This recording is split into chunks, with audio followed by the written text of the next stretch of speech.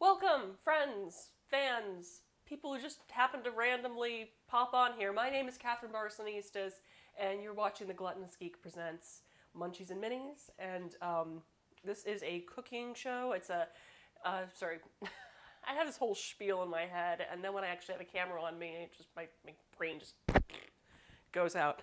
So, yes, Munchies and Minis is a D&D or Dungeons & Dragons inspired cooking show with a painting demonstration where I first make a snack and then paint a mini. I'm currently working on the 52 Weeks of D&D Fan Art Challenge put out by Rain Risa on Twitter, and last week we had the challenge word of, God, what was it? This is where my brain is going right now. It's just, oh yes, quest. The challenge word for last week was quest, so we made stuffed treasure chest muffins, or shall I call MacGuffin muffins. This week's challenge word is chaotic, and I'm actually going off a little off book on this one because, you know, I could just put a giant plate of random somethings and call it chaotic, but why would you need a recipe for that? Okay, I just gave you a recipe for that. You're welcome. 2 recipes this this stream. Anyway, it just doesn't really seem to get the nuance of the chaotic alignment in Dungeons & Dragons to just say, oh, well, they're crazy. No. I mean, there's the whole respect and attitude towards rules and tradition. And chaotic beings tend to be a little bit more geared towards challenging authority, but not really, you know, just saying, oh, well, I don't like authority. No. They have their own principles, their own set of values. The only rules that they tend to live by are their own. It's basically an alignment that is centered around personal freedom. So, I wanted to create a recipe that is going to kind of embody that spirit of being, well, non-traditional, of not following the rules that our society has put up for what tastes good and what does not. Just more being based on a universal truth rather than what other people tell them is good. So, I'm actually going, like I said, going off a little off book on this, and instead of doing Dungeons & Dragons, I am doing a recipe inspired by Dungeons & Dragons parody, Munchkin. Munchkin is this parody card game where you can stack up like the craziest sort of powerful character based off of ridiculous items and cards, and then fight monsters and try to be the most powerful Munchkin and beat the most monsters. You have all sorts of fun cards like knee pads of damaging, and I can't remember the exact term for it. But, I mean, you can be a half-halfling, half-dwarf rogue / cleric wielding a ginormous, like, canoe paddle and take down crazy monsters that, you know, just kind of dysfunctional. Munchkin Crazy Cooks, I'm just going to show you under the prep can here, is the culinary version of that. So you are playing as you can play short order cooks, French chefs, science chefs, or a combination of all of them, and then fight crazy culinary monsters such as the serial killer or beer-battered bison bits. But there is a certain recipe that I thought would be perfect for chaotic here.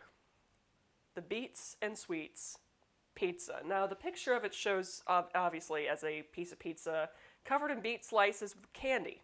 We're not doing that today.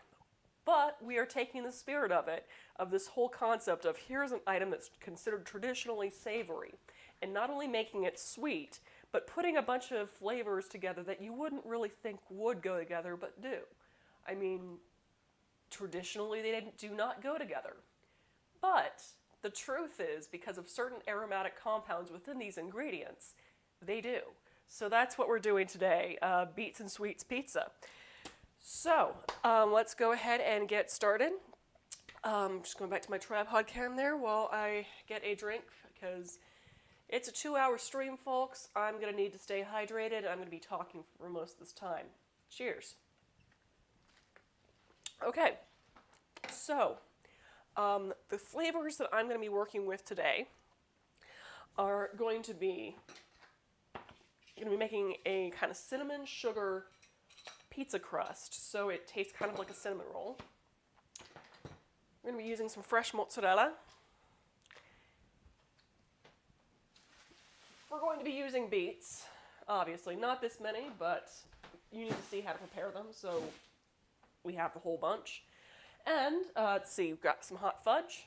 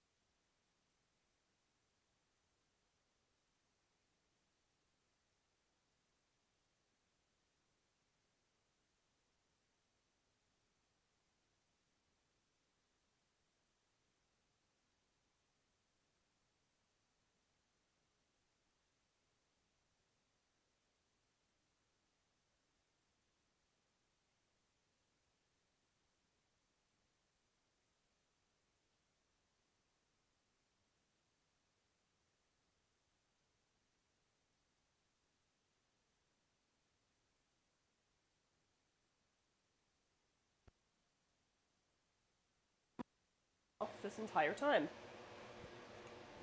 Or somehow turned off. So, I'm not sure how much that was behind. But, yeah, hopefully I didn't lose too much. My name is Catherine Barsonistis. You are watching the Gluttonous Geek Presents Munchies and Minis. Today I'm using the challenge word of chaotic, so I am making a recipe from Munchkin Crazy Cooks, the Beets and Sweets Pizza. So I'm just going to show you right there. Where we're going to make a cinnamon sugar crust, top it with some hot fudge balsamic, it's called cherry sauce, and then top it with mozzarella, beet slices, bacon, cherries, and fresh mint and basil. So, now that my pan is hot enough, I'm going to add some bacon.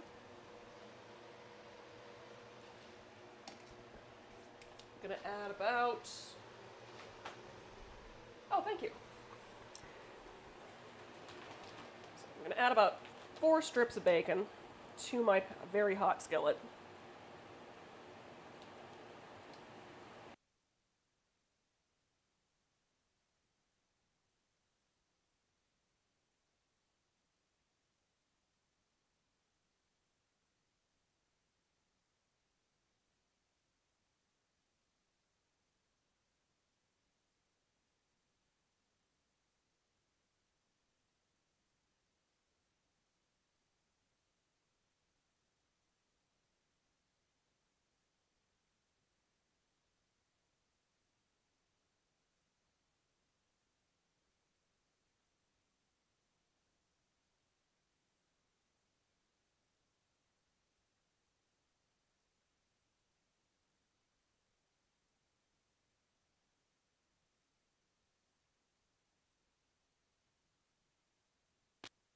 Okay, yeah, I think my back pocket has been turning off my microphone. So, I need to find a little hanger thingy to see if I can put that in.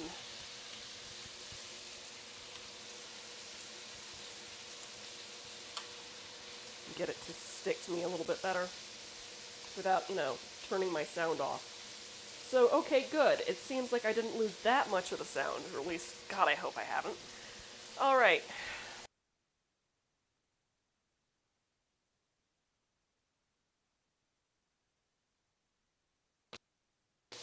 Wow. Okay. This is really starting to annoy the crap out of me. Oh, man.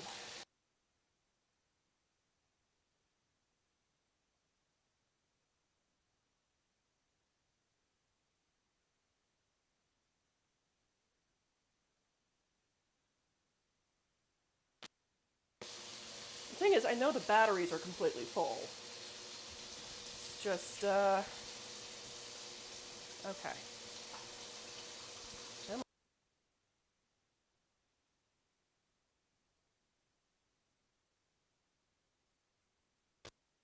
Putting on my front helps.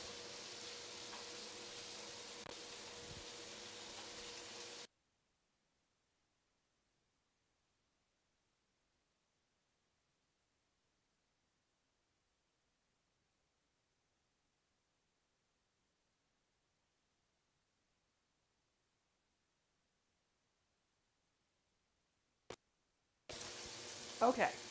Right. It just seems that that particular set of batteries was absolute garbage. Okay, and we're good. We're good on sound. Excellent. Yeah, I would love to hit it with a hammer, but I don't really think that really would help it, and then I'd have to buy a new microwave. Not new microwave, new microphone. Right. Okay, bacon. Let's check to see how that's going. That is, it's crispy, but not as crispy as I would like it to be.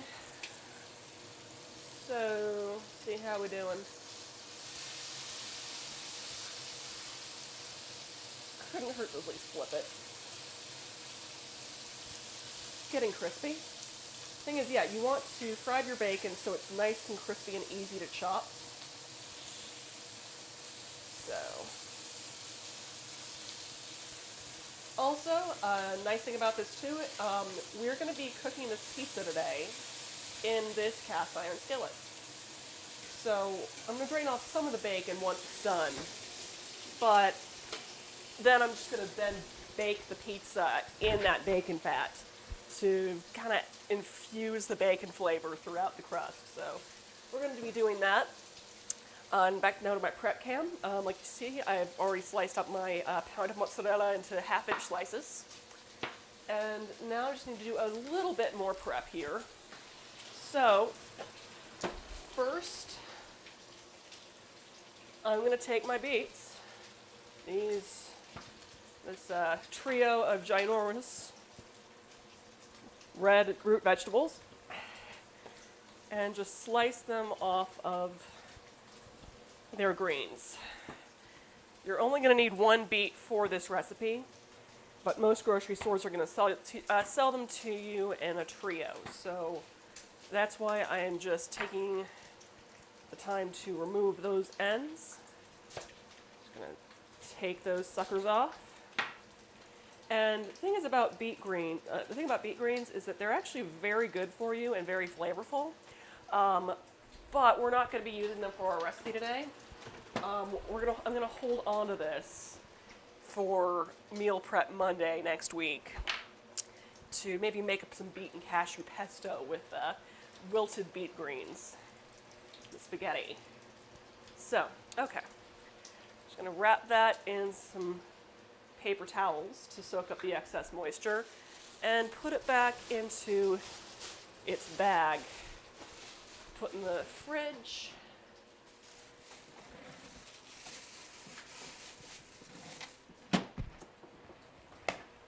And toss these suckers.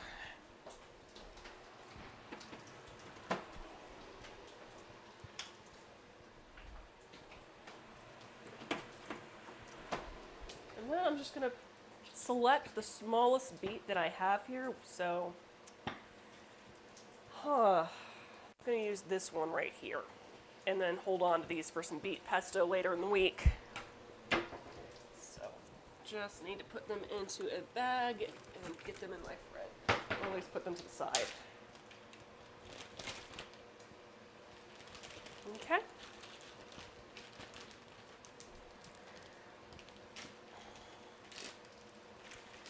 Sounds like my bacon's starting to render down quite a bit, so start stove cams, check on it. Yeah, that is definitely crispy. Ooh, that's actually a little burnt, but okay. But that's okay, because it's still going to be delicious. But I need to get these onto some paper towels to chop up later, so I'm just going to remove those.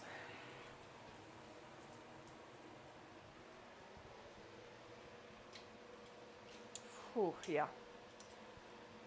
That's a wee bit burnt. Right. Got that. And I still have my pan going. I'm going to turn the heat off on that because I'm going to need it a bit cooler for to bake my pizza in. But in the meantime, I'm going to drain that excess bacon fat off so I can use it for other applications. So, got my, probably not a good idea to use the beet scraps in your broth bag. Yeah, I try to avoid it sometimes, mostly because when I'm cooking stuff with the broth, I'm also dealing with other people's tastes, and, you know, it just kind of ends up dyeing everything red, including my internal organs. So, right, just going to put that off to the side to cool off as much as possible. Yeah, so in case you're wondering, that is a skillet with bacon fat in it. I'm just going to let it cool off as much as possible because I'm going to be baking my pizza in that skillet. Okay, so I've got my bacon here. It's super crispy. I mean, just gonna let that dry off first. Soak up all that excess grease. And while I do that, I'm gonna prep my beet. So first, just gonna get that end off. Going to peel it.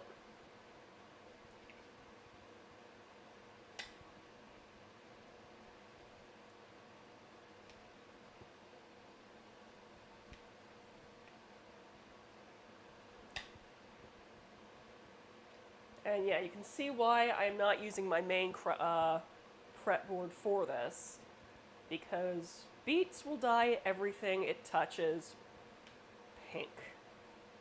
And I don't want a pink prep board. And I can't really throw a bamboo prep board into the dishwasher, so one of these little flexible ones it is.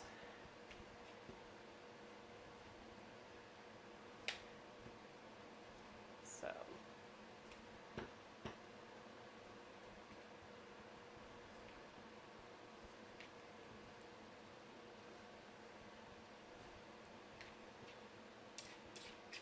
okay, so I got the scraps there, and that also means I am done with my peeler. But yeah, you can see I'm caught red-handed here. So I'll rinse off my vegetable peeler and put that up to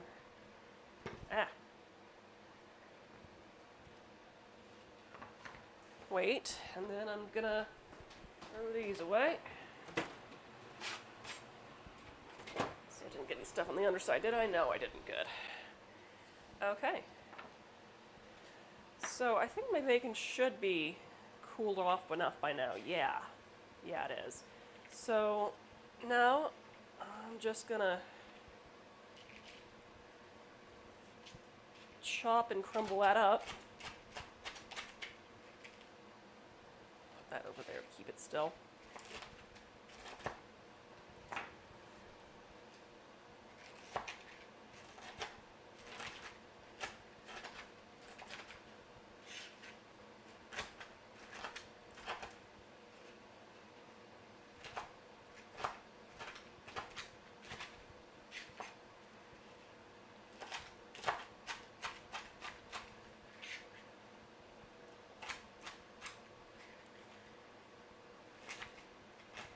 And I'm just wanting to break it up enough so I can scatter it all over this pizza.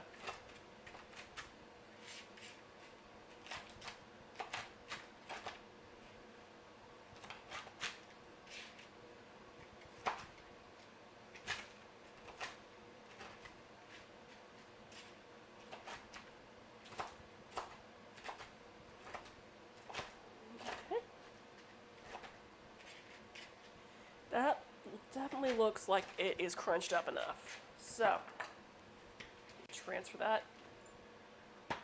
What am I kidding? Transfer that to my prep bowl here.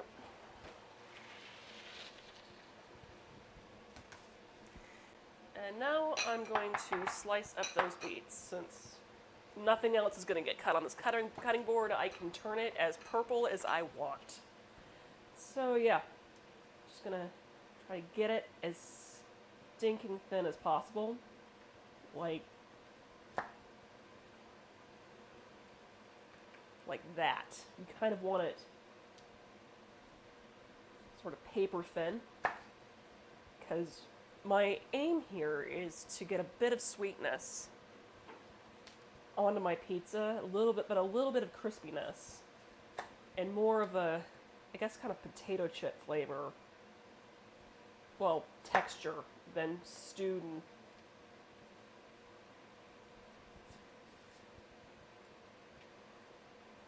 and soggy. But yeah. And this is where having a very sharp knife, as well as control of your knife, will help you out. So I'm just going to put that in my prep bowl.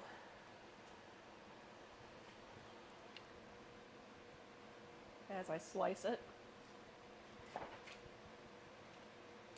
I mean, even that's a bit thicker than I'd like, but should be fine. And as you see, now it's starting to slip around on me. So now I want to make the surface I have here as flat as stable as possible by turning it on its side and doing thin slices. And you see, this is a lot easier.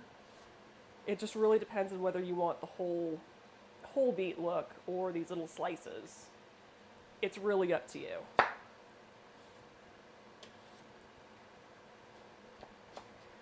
I mean, to be honest, I'm probably not going to need to use all of these, but leftovers also go nicely in salads.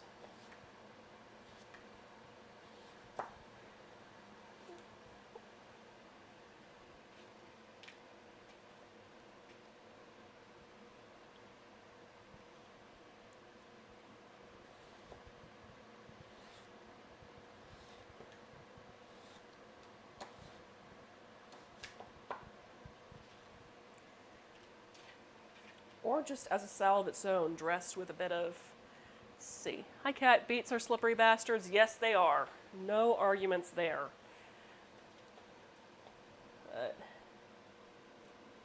Come on. Haha. Right. So that's all sliced up, and I look like I've murdered somebody. So I'm just gonna do a little bit quick cleanup because I'm still waiting for my cast iron pan to cool down some before I put the crust in it. But, I mean, we still got plenty of time here.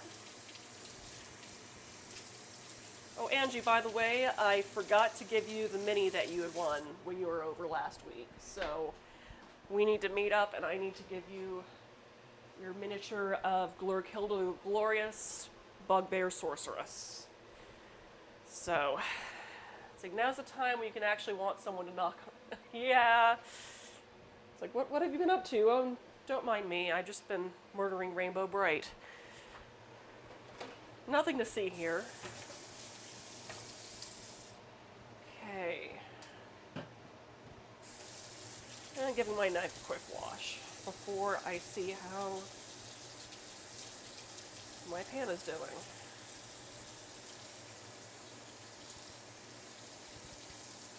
Another note, hand wash your knives. Don't put them in the dishwasher, you will ruin them that way. And a dull knife is more likely to cause you accidents than a sharp knife, because it'll slip all over the place. All right. Towel, you are. It's like, yes, to my many, another excuse to see you again soon. Yes, I look forward to the day, Miss Angie. Okay. Clean knife and other clean things, and no, cinnamon, don't get caught on my knife handle. Right, so how hot are you, Mr. Pan? You're still pretty damn hot. That's okay though.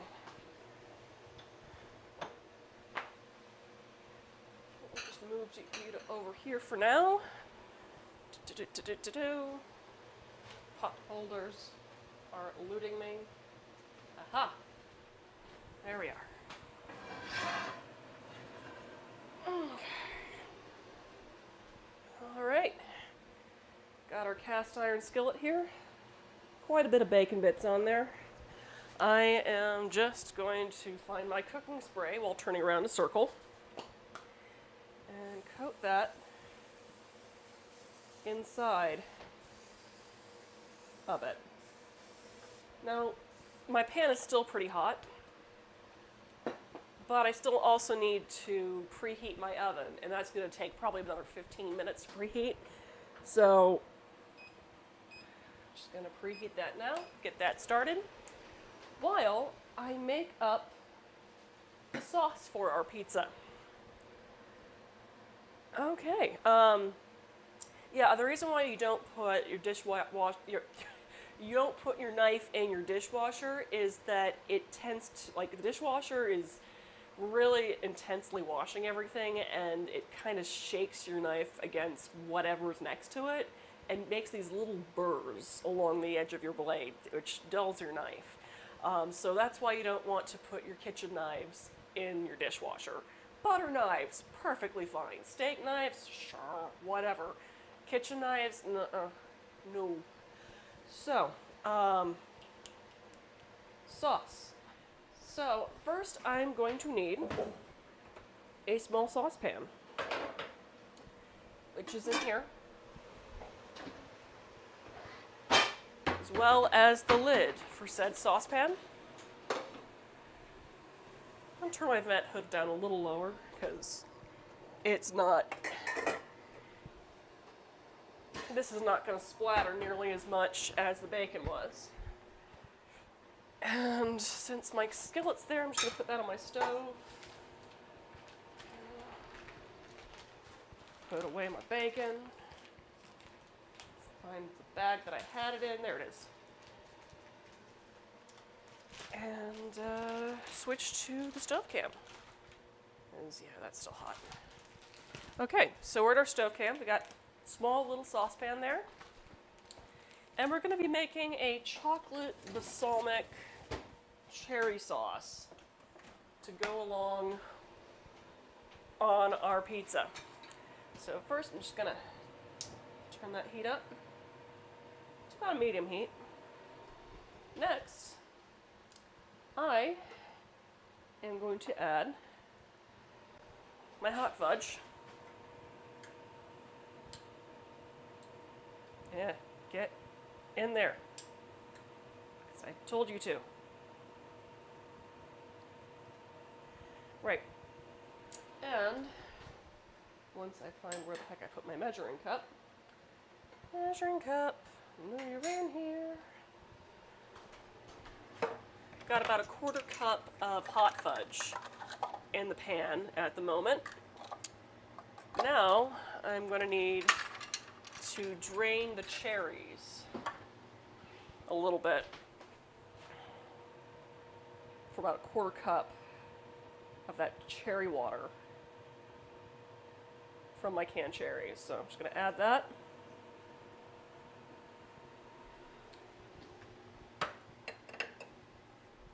And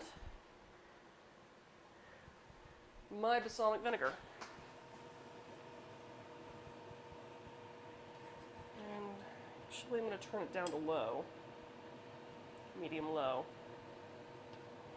because I'm needing this fudge to melt and become all liquidy and mix up nicely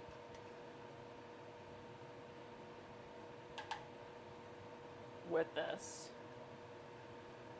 I'm just trying to melt the stuff off my spoon here.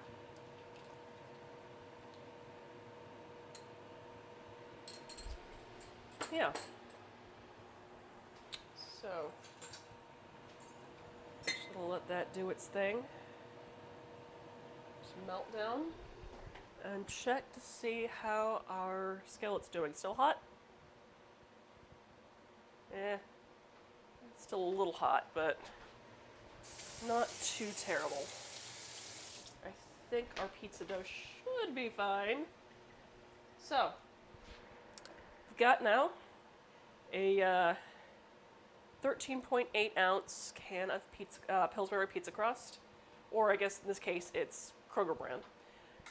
And now I'm just gonna, hide while this can explodes on me, because I'm not used to cooking cinnamon rolls up, but every time it tries to scare me half to death by sounding like a gunshot. So, but I'm doing this for you guys. So, all right. Wait, did I miss where it's supposed to go? It's very likely. Ha ha! Take that, pizza crust. Okay. So, big thing of pizza crust. And I'm going to roll this out.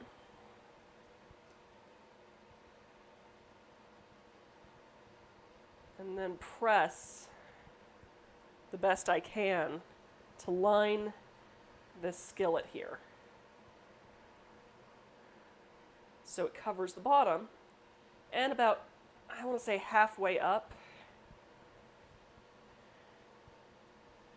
because this crust will shrink on me as it bakes, but I want it to be about halfway up on the skillet, while making sure I don't go too thin here. Okay. Cool. Alright, now let's check on our sauce, see how that's going. Okay, that is definitely melting.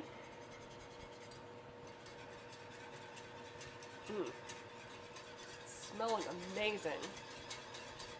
But yeah, now to this mix as it's melting, I'm just going to add about a pinch of kosher salt to kind of counteract the sweetness some.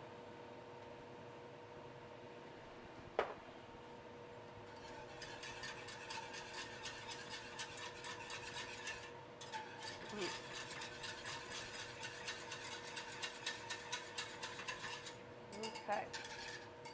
Now that is definitely melted. I'm going to soften my whisk a little bit because I'm going to also want to drizzle this on once the pizza's baked, but in the meantime I'm going to need to clean. Actually, I forgot to do one thing with our pizza.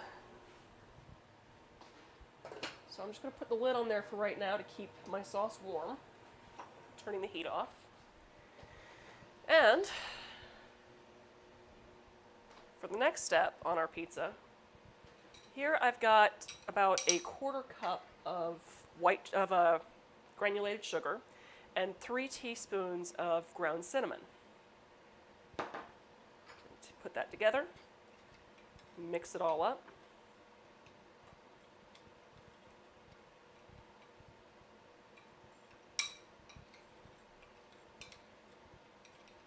And now, I'm just gonna sprinkle that all over my crust. My goal here is to kind of give it sort of a cinnamon roll flavor.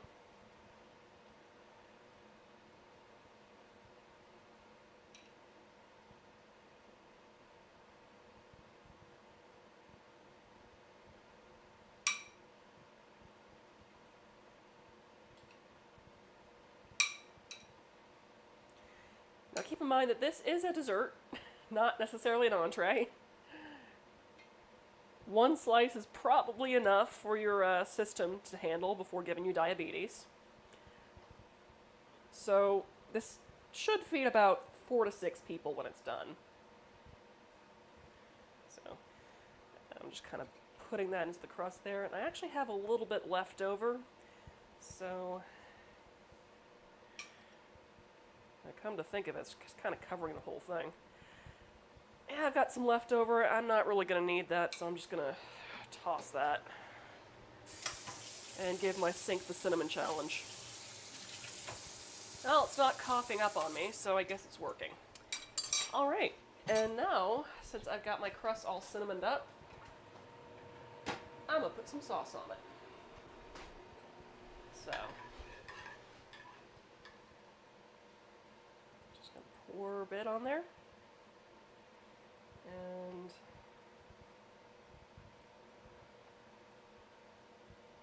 spread that all over.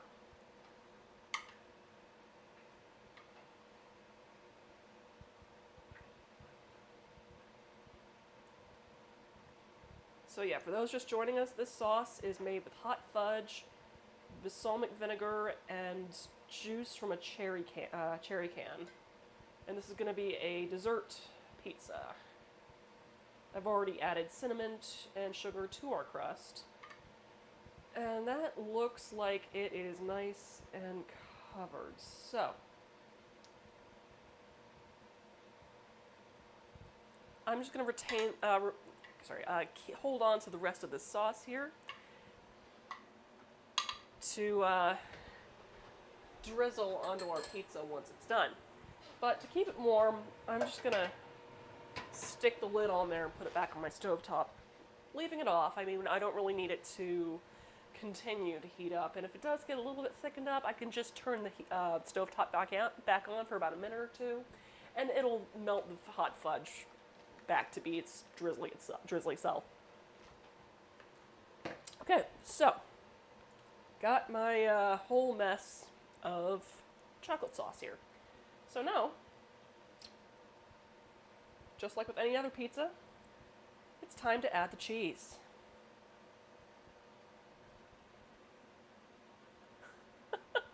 You know we're being troublemakers when Kat stops responding to our texts. Oh, no, it's like, don't want the diabetes, but it'd be worth to eat this amazingness. You guys are a hoot. Okay. Alright, just adding some slabs of mozzarella.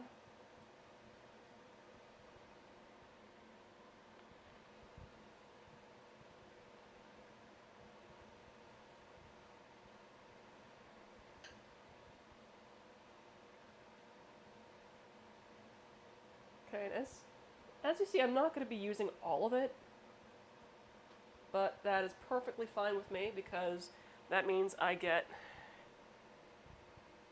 another chef's tax. So, right, cheese. And now we're going to add some beets.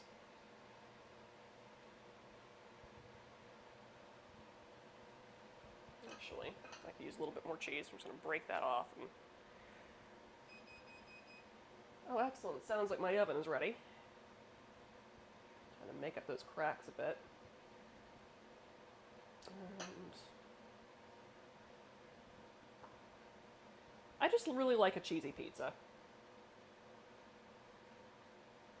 So, right, beets. I should probably get back to putting beets on our pizza. Actually, I'm going to aim more for the round slices, because they look cooler. So yeah. Let's see if I can get to them back here. Aha! There we are. As I seek to make myself look like a murderer again.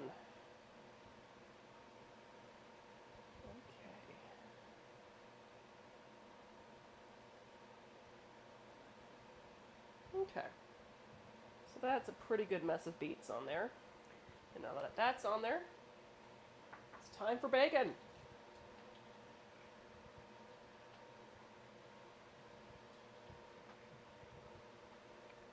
Lots and lots of bacon. Because this is also going to be the main salt component of your pizza too. Which is going to work well with the mozzarella as well as the beets. Counteract that sweetness with some saltiness. Okay. Bacon, bacon, bacon, bacon. It's bacon. I'm curious. I'm going to put some cheese, bacon, and beet together.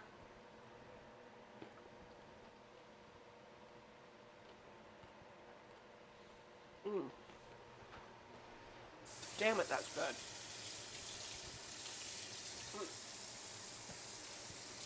In case you're wondering, that piece of beet also had a little bit of that chocolate sauce on there.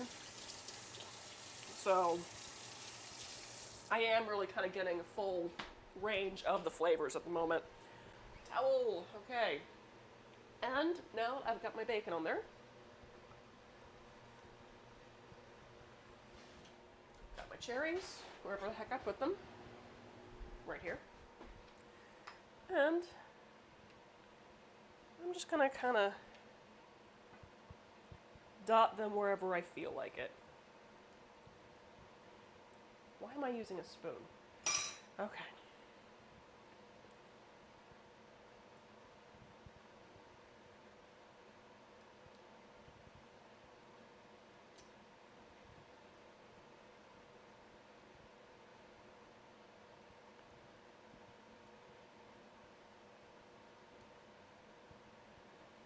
And yeah, I am kind of just putting cherries all over the place, but I know this is going to be really delicious.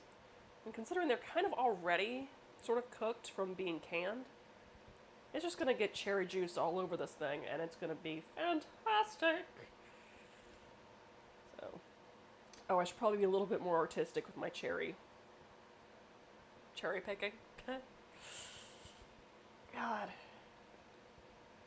So far, I'm winning the dad joke of the week, guys. So those just joining us, yes, we do have a dad joke of the week. If you happen to win dad joke of the week, or at least of this episode, you get the recipe card for this recipe for free. Now, if you're already a member of our Patreon at the the Kitchen Twitch level, which I know that Angie is, you're going to be getting this recipe card no matter what. But, you know, that might just equal an extra bonus. Which also helps out for me if Angie wins it again, because she lives 5 minutes away from me. So cheers to that. But yes, dad jokes. Send me your best dad jokes. Right. Okay, so I got that all ready to go. So I'm going to throw that in the oven. Well, not really throw it so much as carefully put it in there and hope it doesn't attack me. All right.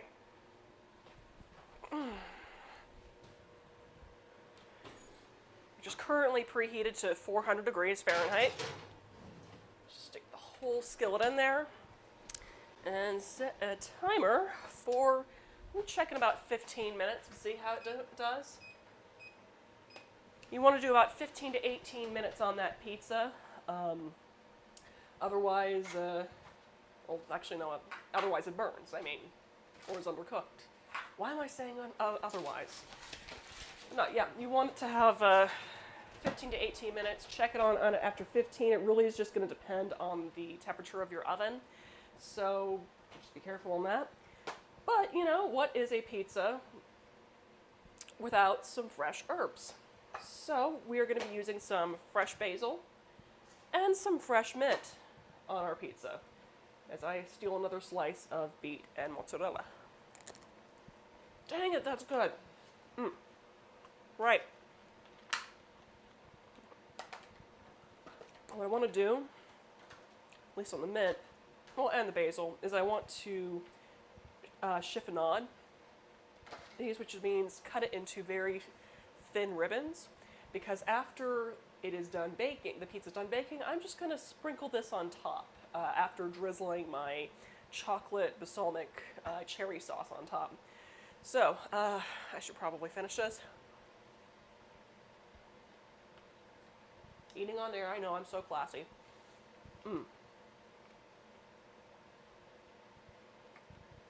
Yeah, you know it's classy. Guess what's in this?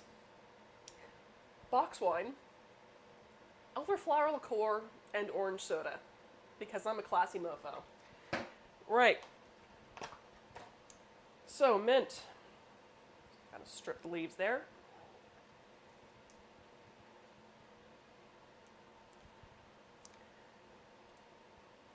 So yeah, I know I've probably eaten about a quarter of the cheese that went on this. But first, food in my face. Yes. Yes, indeed.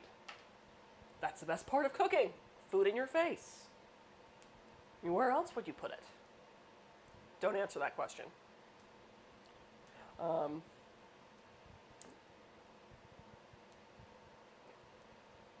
Yeah. The mint actually pairs very nicely with the beet as well as the basil. Also, it's going to be a nice addition to go along with your cherries. And chocolate, I mean.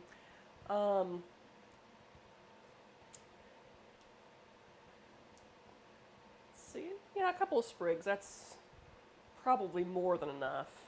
I'm going to hold on to the rest of this for some pesto beginning of next week.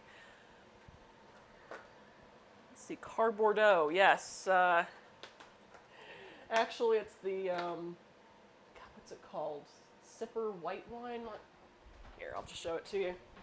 It's a new brand that we found at Total Wine. Normally, yes, we go for Franzia, but we got this stuff this time, Sipper. I'm not as big of a fan of it. It's weird, but I actually have to mix it with soda because it tastes kind of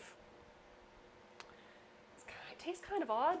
Well, no, it's more of if I drink too much of it, I start getting kind of indigestion. But if I mix it with soda, it's not nearly as bad, or it doesn't get bad at all. So we bought the box. We're probably not going to buy it again, but in the meantime, we might as well use it up in cooking or mixing into drinks. Yeah,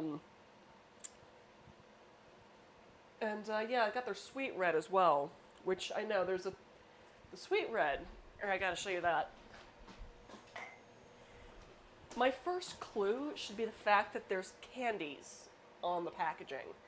It tastes like sangria, which I like sangria, but I swear if it's the sugar content or something that just makes me not feel all that great if I drink too much. Well, if I not even drink too much of it, if I just drink the amount of wine I would normally drink in a single sitting, it just gives me headaches and stomach aches. So I don't know. Could have a higher sulfite concentration. And see, where did I put my knife? Did I already put it back? Knife. Ah, knife. Clean knife. Okay, so as you see, I've been... Okay. Well, thanks for joining us, Daniel. I am kind of rolling these leaves up into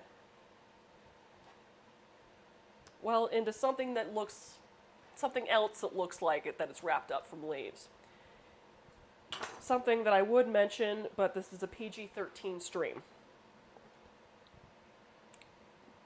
So yeah, I've already wrapped that into a very tight roll, and just take my knife and just slicing very fine ribbons along the side. So yeah, like whenever you see kind of fancy, sort of thinly cut basil on your pizza or pasta, that's essentially what they're doing, except that's mint. This is basil, which, as you see, larger leaves, it's going to be a lot easier for me to do a chiffonade that way. And the thing is, when you cut basil this way too, the thing is, as soon as you cut basil, it tends to oxidize and kind of turn black on you.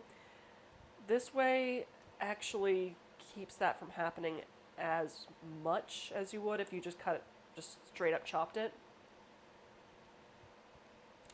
And yeah, I'm just going to save what's left of that for my pesto next week. Okay, so I've got my pile of leaves. Same thing I did with the mint. Just kind of roll that up into a roll. And then slice along the sides.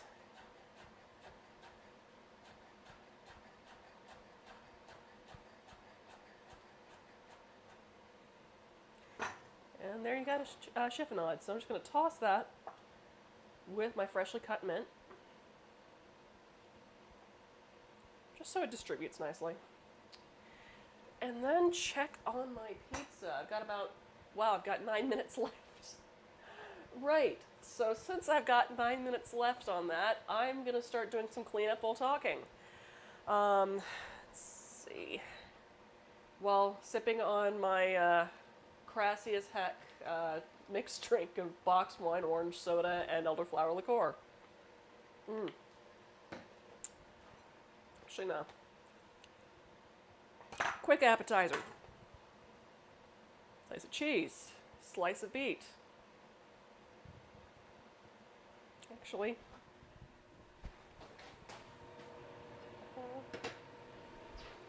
I know this sounds weird, but go with me on this. A little drizzle of chocolate sauce.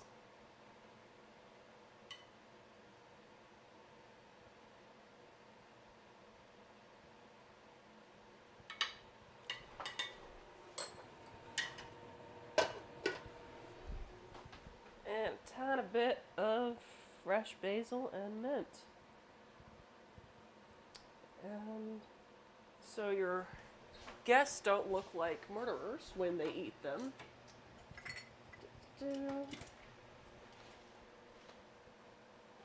Toothpick. There you go. Appetizer without turning your fingers pink. Well, without turning your guests' fingers pink. So.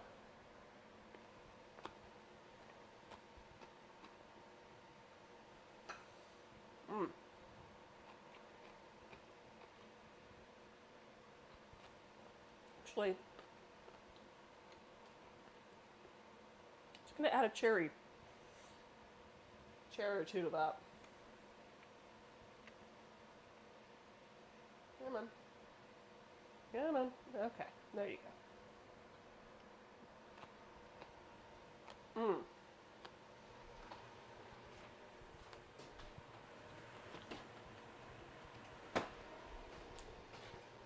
If I can be honest, the cherries make it. I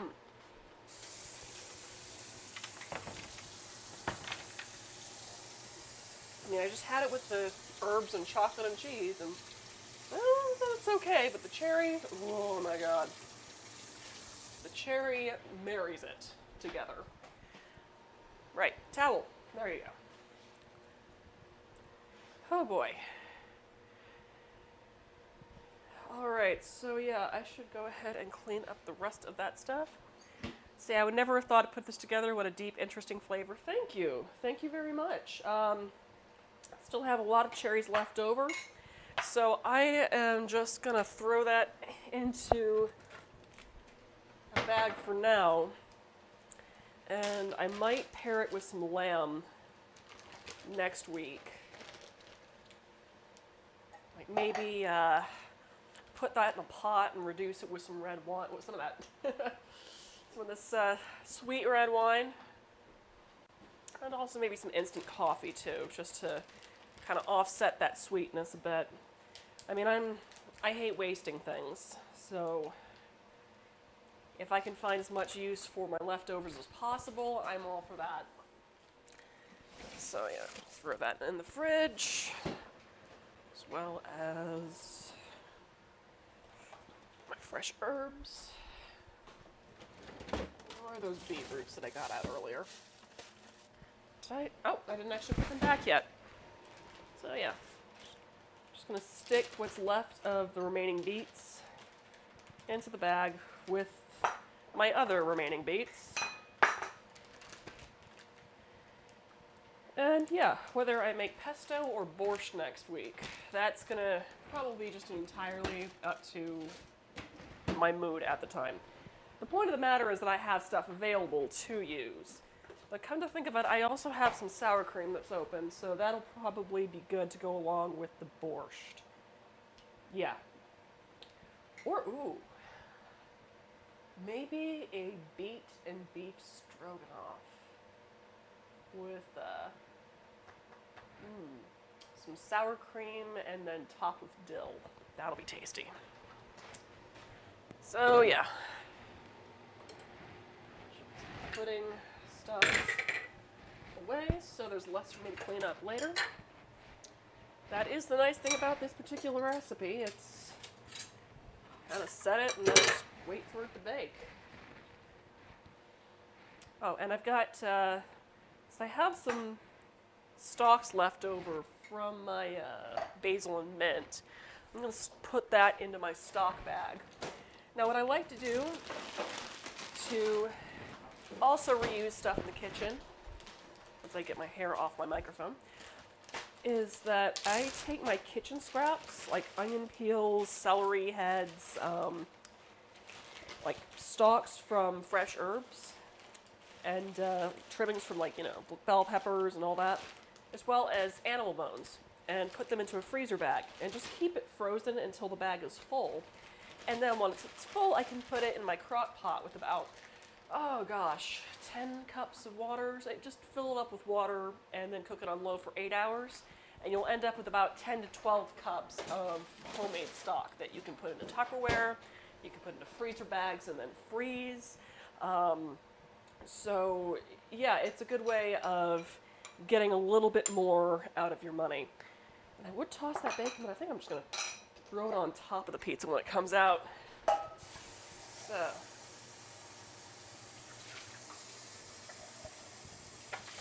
Okay. I think this is probably the cleanest I've gotten my kitchen before the episode's actually over on Munchies and Minis. Normally I'm kind of like trying to find spaces on the countertop to figure out where everything should go. And now I'm just going to go, oh, okay, it's just baking. Da ba ba ba ba, ba ba ba ba ba. Now what? Okay. But anyway, for those just joining us in the stream, this is Munchies and Minis. It's a D&D inspired cooking show and mini painting demonstration. And this episode I'm actually taking more from a parody of Dungeons and Dragons, Munchkin Crazy Cooks. Well, Munchkin is the original game. It's just this is the Crazy Cooks edition, where you're basically an adventurer trying to get top level, but this time you're trying to be a top cook, adventurer, halfling, dwarf, short order cook that wields, flip-flop, like a, what's it called, spatula flip-flops against serial killers, and by serial I mean the kind that comes out of a box with a prize. So yeah, the recipe I was making today is based on this card here, the Sweets and Beets pizza. And yeah, instead of candy, I'm doing cherries and other fun stuff. So yeah, 2 seconds left on that pizza. Let's see how we're doing. Let's see if I need to let it melt or brown a little bit more. Let's see how we're doing. Okay. That is looking good, but I'm gonna let it go just for a wee bit longer to melt the cheese a bit more and to get a little browning on top. So I'm just gonna put that for about 2 more minutes and see how we're doing at that point. Whew. I don't know about you, but this week has been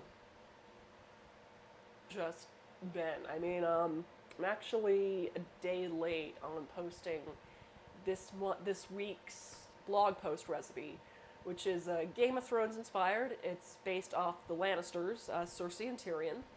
I have Tyrion's duck tits and wine, poached pears. Cersei's end of summer salad with blackberries and a bunch of fruits and vegetables that are seasonal to the end of summer, which would be about August or September.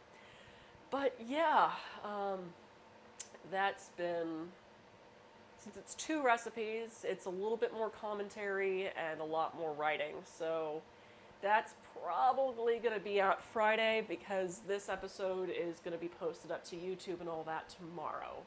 So, stuff's a little late, but that's okay. At least it's already cooked up. I've already got about this week and next week's posts cooked up, as well as I'm cooking the next 2 weeks this weekend. So that's going to be interesting.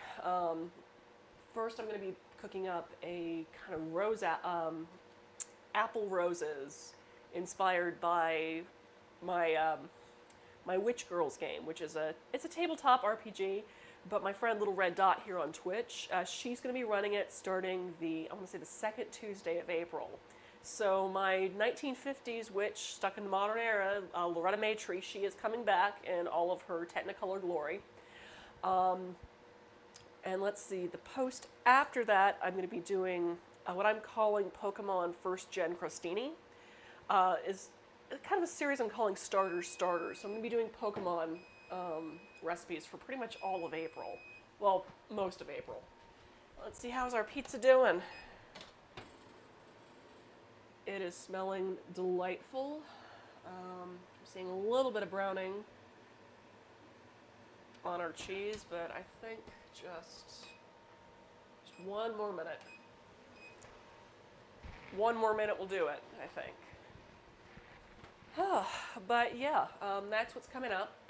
So I'm going to be making the first round of recipes. Well, the first post is going to be 3 different types of kind of party food appetizers inspired by the starter first gen Pokemon, which would be Bulbasaur, Squirtle, and Charmander. Then the next week, I'm going to be making what I'm calling Cyndaquil deviled eggs. And then week after that, I'm making Torchic jalapeno poppers, which are going to be chicken-covered jalapeno poppers. So that's going to be delicious and spicy, and my husband is going to love it and hate it at the same time. All right, 12, 11, 10, 9, 8, 7, 6, 5, 4, 3, 2, 1, beep. Okay.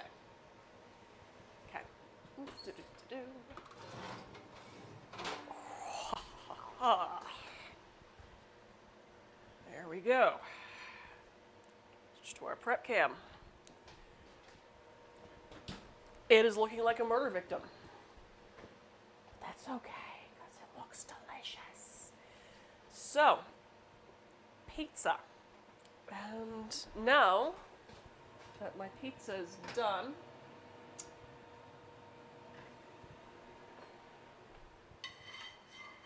just gonna drizzle that with some more chocolate syrup. Well, the fudge syrup that I made earlier.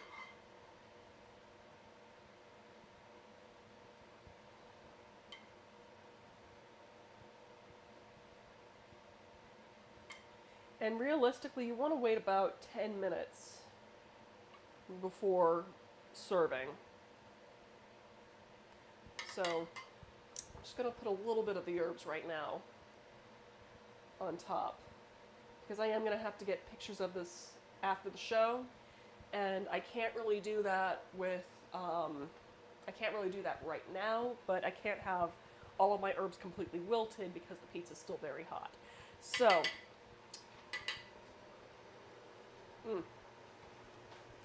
delicious. Man, that would make some great dessert topping or dipping sauce. So just to kind of let you know, you can keep what's left of this sauce and have it on the side as a dipping sauce for this pizza. Since we're going to be eating this later, I'm just going to stick this in a Tupperware for now. It's probably not going to be enough. I'm probably going to have to add more hot fudge to it, but that is a sacrifice I'm willing to make.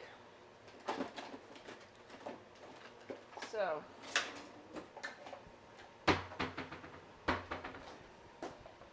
yeah, which this is great timing because it is 8:09 now. We have about until 9 is the end of our stream tonight, so that gives me about probably about 45 minutes once I'm done switching over stations to work on painting our little orc mini.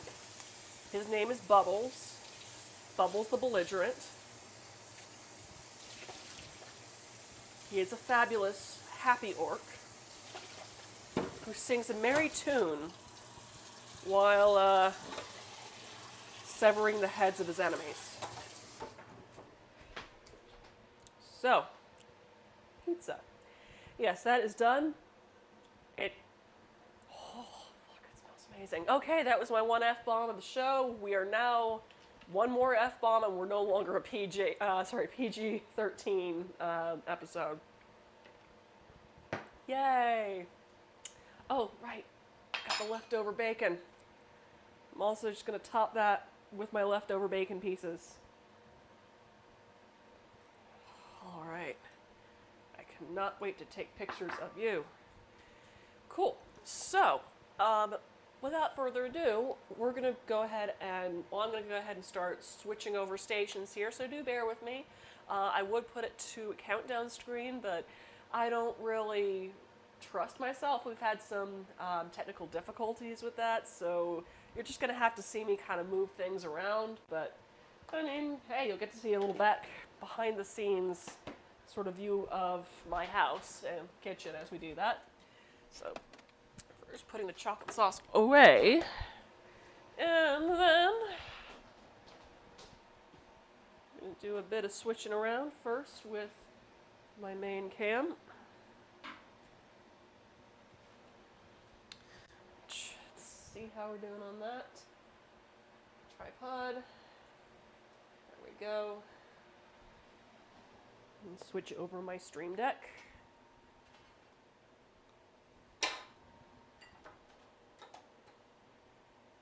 Right there. Let's see here. Kind of put that down there. Let's see, do I have any light on that? Okay. Try not to trip over my cat as I go turn on the light over here.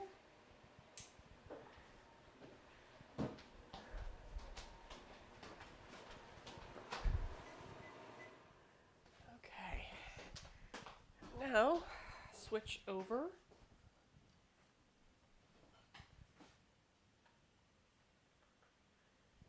My other cam here. So prep onto the paint station.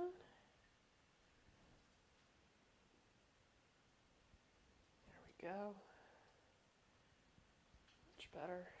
Try to bring that down as much as possible without losing sight of what I'm painting. Okay, cool. Okay, and what else do I need? My sanity's already left the building. But, oh, right, paper towels and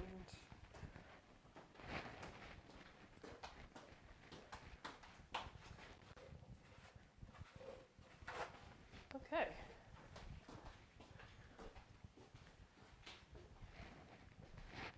All right, now let's get settled down. Oh my gosh, sitting down feels amazing.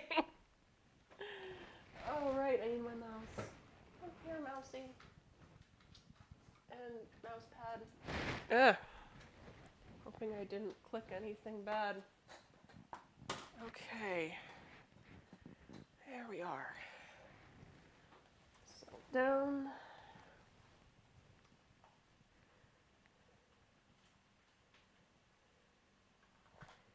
Okay. Excellent. All right, so yeah, now that we are settled into our paint station, this is the mini that I'm painting this week. His name is Bubbles. Bubbles, the belligerent. And like I said, he likes to sing a happy tune while decapitating his enemies. So, as you see, I have already kind of painted some rainbows around the fur trim on his tunic. Already painted his armor some, as well as made the skulls on his belts dyed kind of a gold pink. Because, you know, why should you carry around corpses if they're not going to look fabulous? So, yeah, I already got most of my base colors down, but now I think I'm gonna try to put in some shades before doing a little bit more highlighting, but it looks like I'm gonna have to do a little bit of touch up on his arm where I accidentally got some blue on it earlier. So first I'm just gonna do a little bit of mixing of some Castellan green.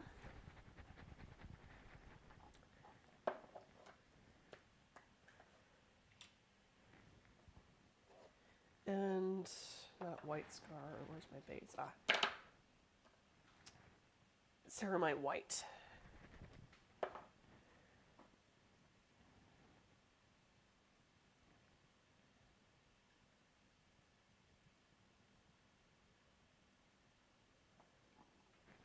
Good amount of green there.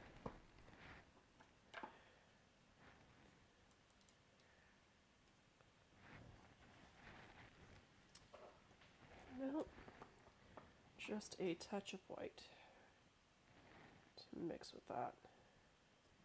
Now it looks like this needs to be shaken up a little bit. Okay.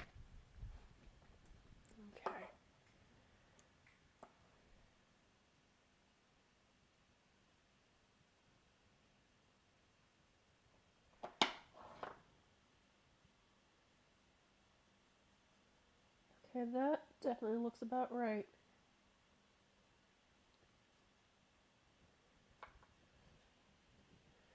So, like I said, just doing a little bit of touch up on his arm.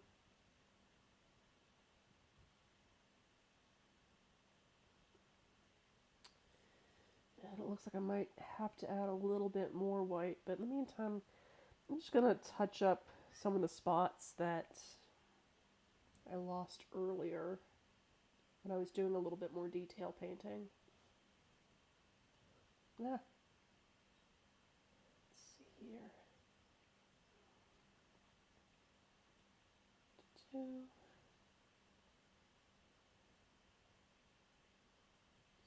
a little bit under there. Yep, I'm going to have to definitely add a little bit more white there to get that highlight back. So,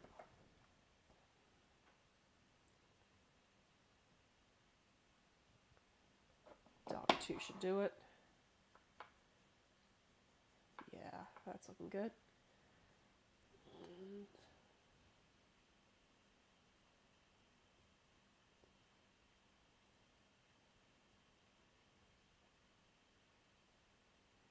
And if it seems like I'm going too light, this is actually okay for me because next I'm going to be putting on a couple of shades, which is going to darken this up quite a bit. So,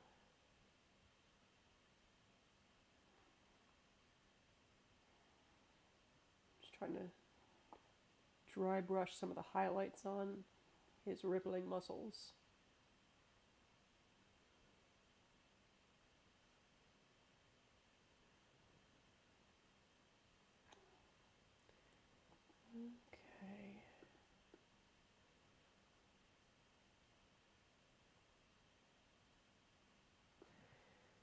Okay, so I think I'm now ready. Well, I'm now ready to put on a couple of shades onto this baby. And shades, for those who don't know much about mini painting, are kind of a thinner paint that sort of settles in and adds a little bit of shade to some of these details. I didn't actually do that with the armor because what I first did was I did a layer of black before dry brushing it over with some gunmetal. But with this, on some of these, I'm definitely going to have to be able to use a shade to get into the tiny little nooks and crannies. So, what I want to do with that is pick out the shades I want to use for that. So I've got a few. I've got Reichland Flesh Shade, as well as Purple Tone, Strong Tone, and Dark Tone. And Strong Tone is more of a kind of a dark brown, which I'm going to use on his leathers, while the Dark Tone is more appropriate for his armor. And I was going to use some Flesh Shade for his skin, but I think I might see how he looks with some purple first. So, because red tends to get dulled up quite a bit. Green tends to be dulled up quite a bit by reds. So, let's just see first how he does with some purple.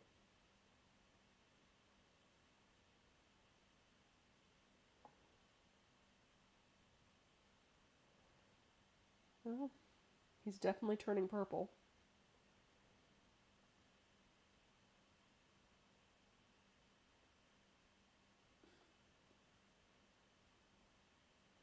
What I'll probably do is go back over with some highlights in a little bit too. I know his hair. Well, let's see how the skulls on his belt look when they're purplified.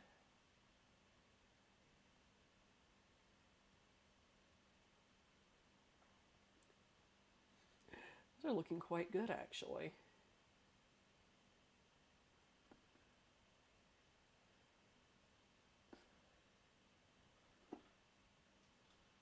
Oh, just getting more underneath the camera there.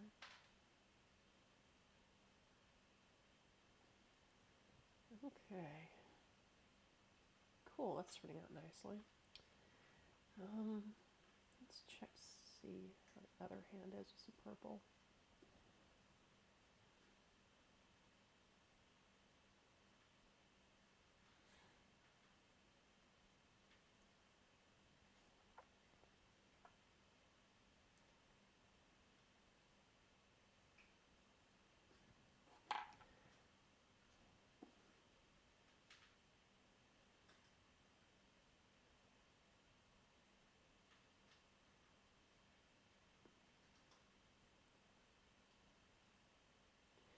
Now, it's actually giving him kind of a sort of grayish cave troll sort of appearance on his skin. Kind of like it, actually.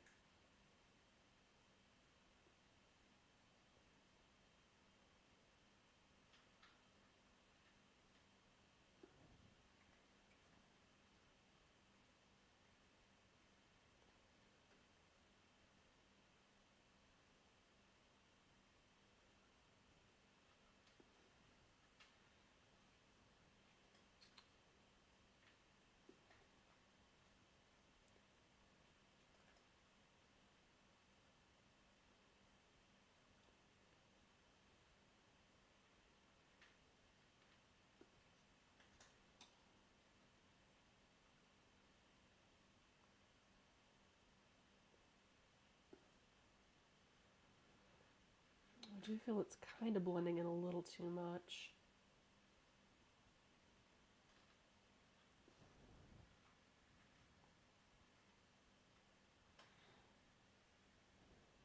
It's got an interesting, does look interesting.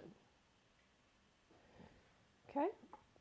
Yeah, it's kind of giving him, like I said, sort of a dusky sort of cave troll appearance to his skin.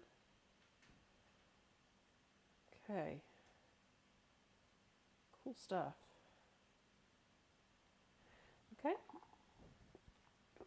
So now I'm just going to then switch to some, oh goodness, I think I'm going to switch to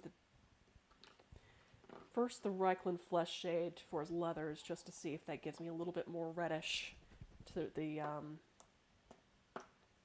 buckskin look I'm kind of going for. So here we go again.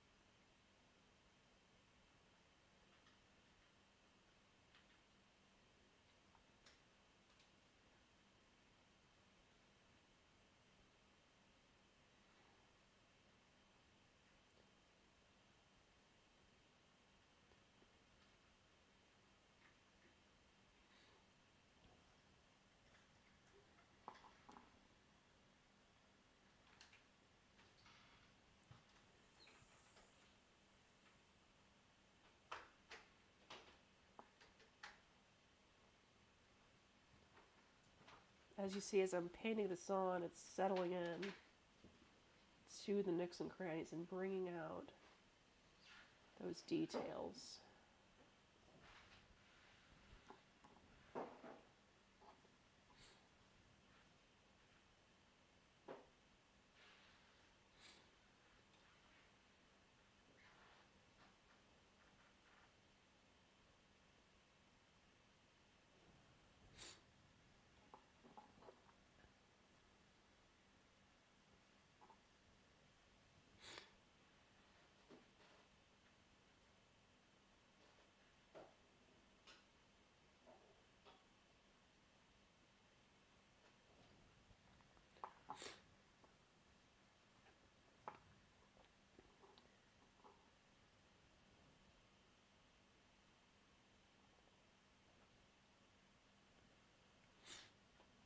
See if you can see that any better with the light. Actually, I think it might be better without.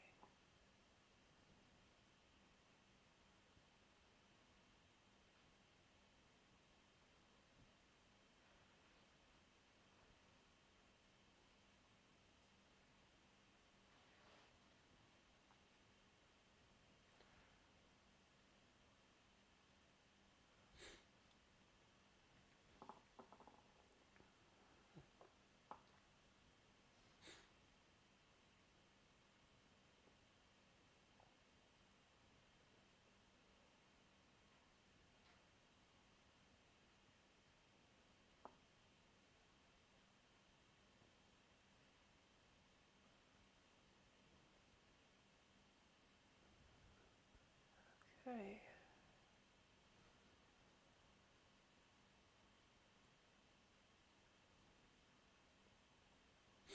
All right.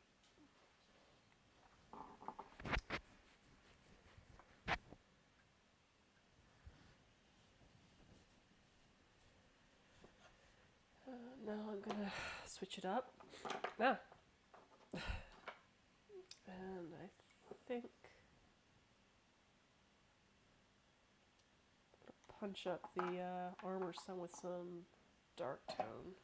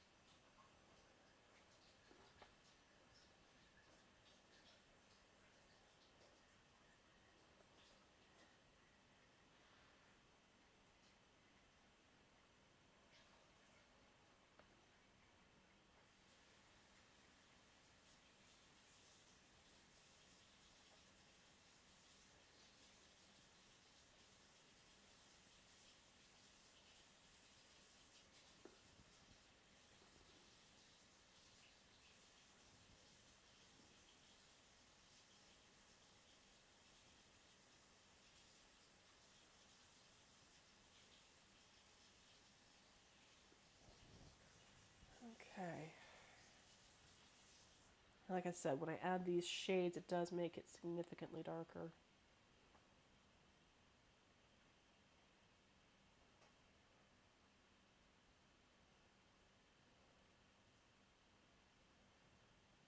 Okay. I kind of want to add a little bit of strong tone to those leathers, just to make them stand out a bit more. I mean, like I said, I'm going to go back with the layer brush to highlight it some, but at the moment, I just want to get my details in. So switching to strong tone, which is kind of a dark brown. Okay.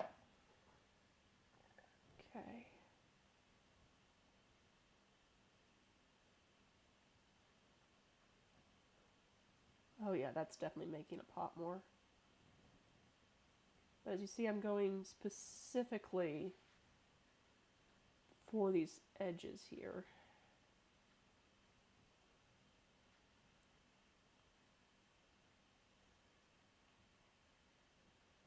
For these textures.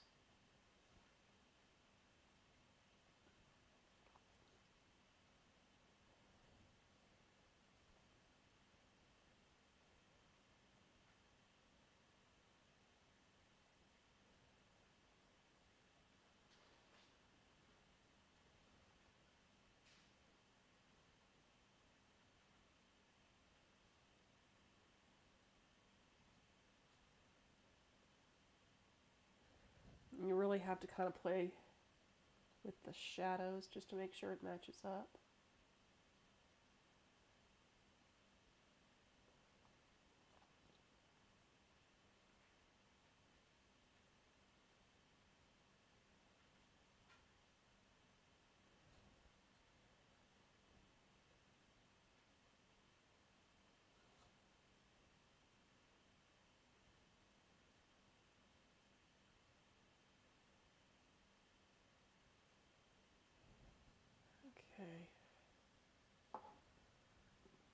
A wee bit more of that.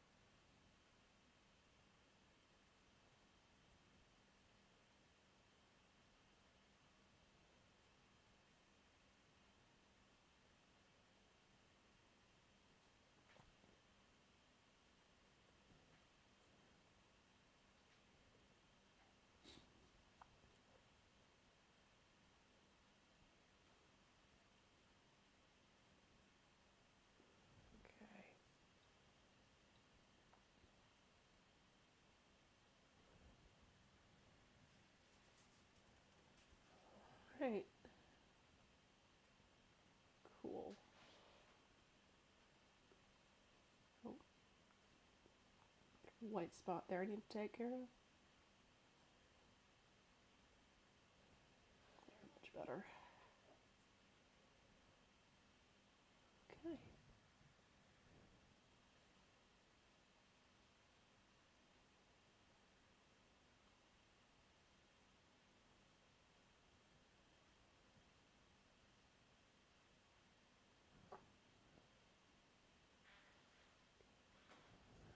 Alright. So as you see, it got kind of dark. Happens.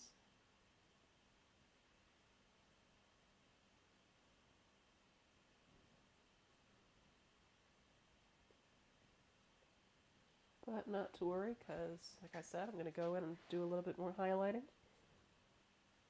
This was just to define my shadows.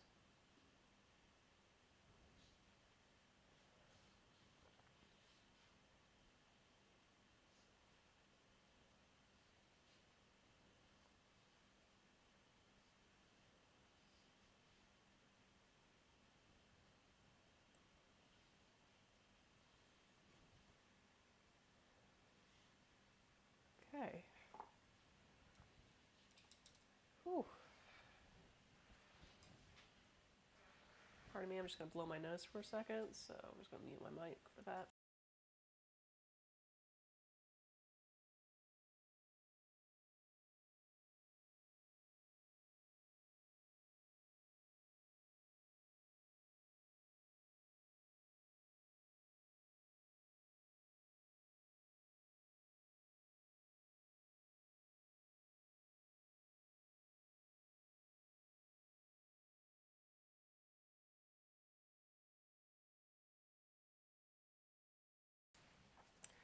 Oh boy.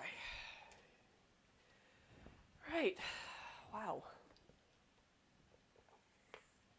Okay.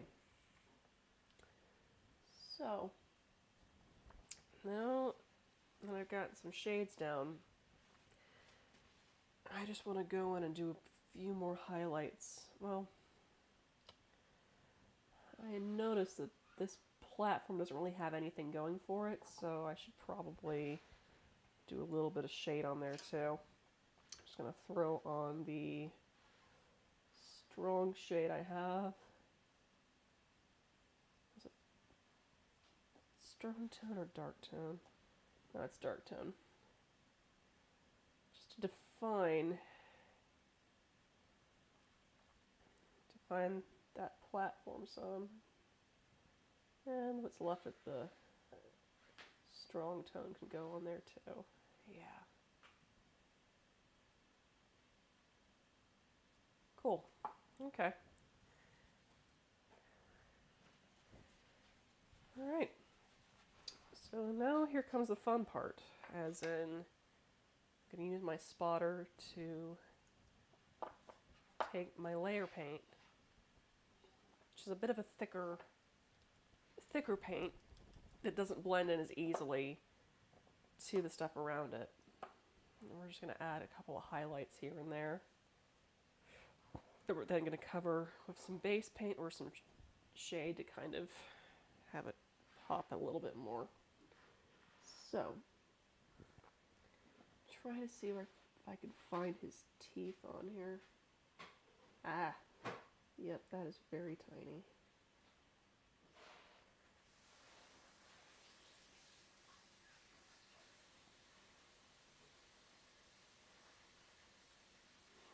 I need a smaller detail brush at this point. And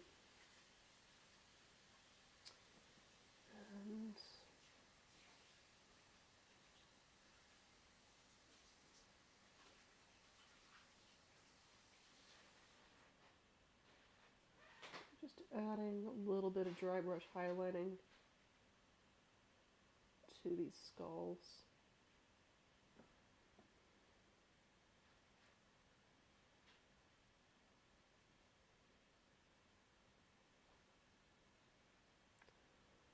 And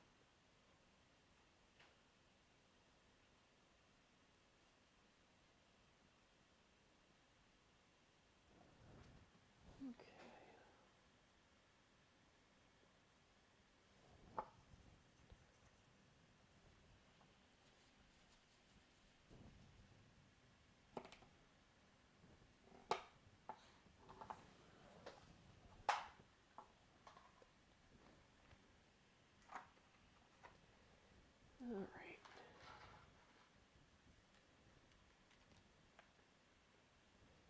So my Turbidor. See how it does.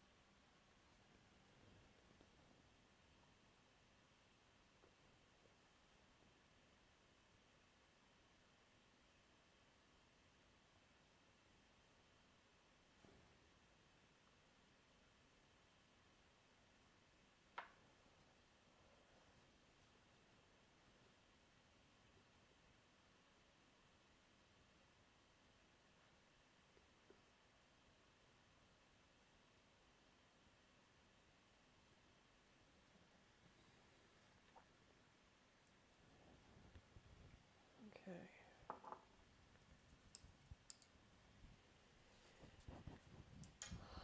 Right.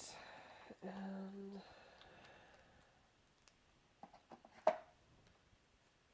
once again, I'm going to touch up that skin a little bit. Let's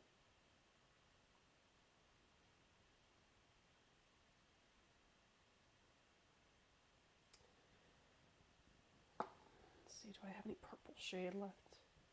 It hasn't dried up yet. Where are you? Nope, that's dark tone. I think. No, I think you already dried up. Okay.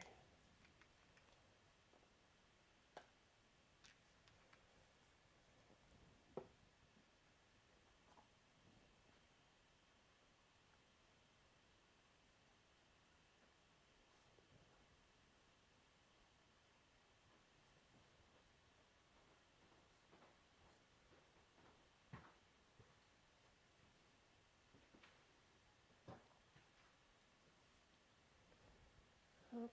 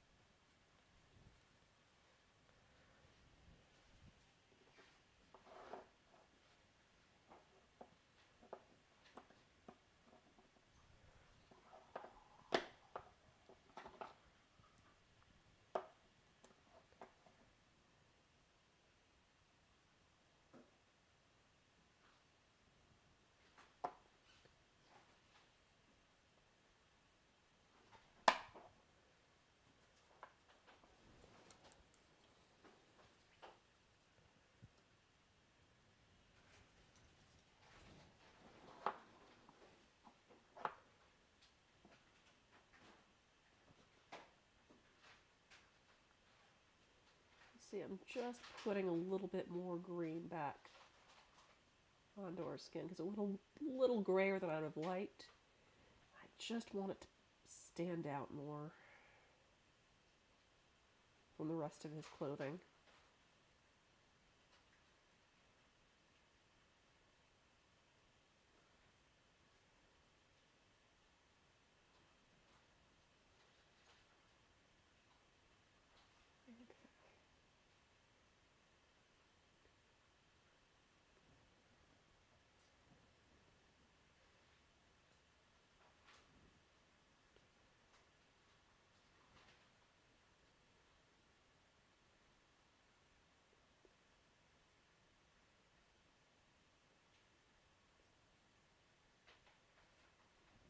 Okay, yeah, I'm liking how that's turning out.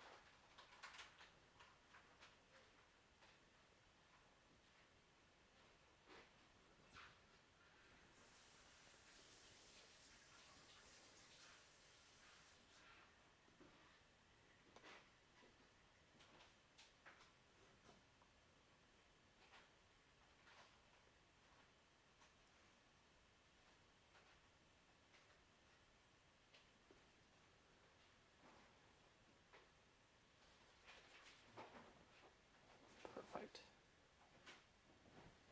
Okay. And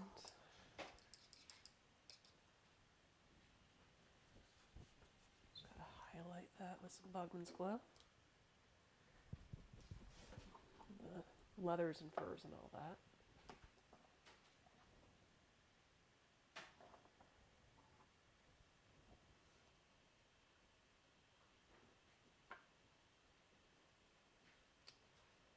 I think the Bugman's Glow might be a little too dark.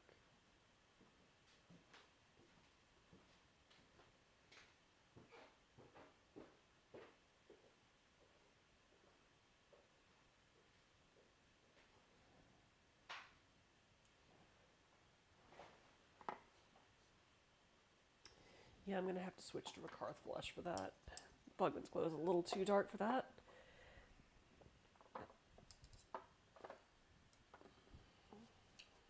Where'd you go?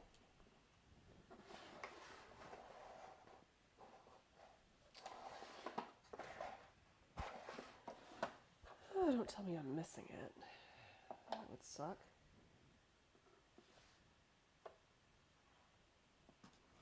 No. Ah, no, Rakarth Flush. There it is.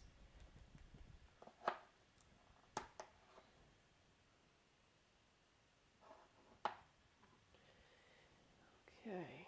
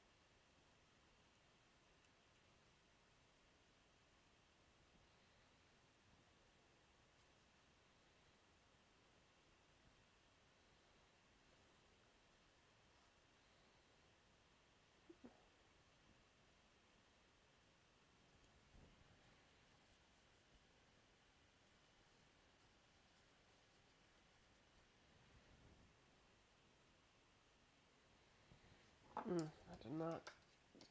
That went a little thicker than I was anticipating.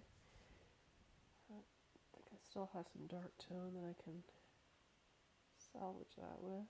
Yeah, that works.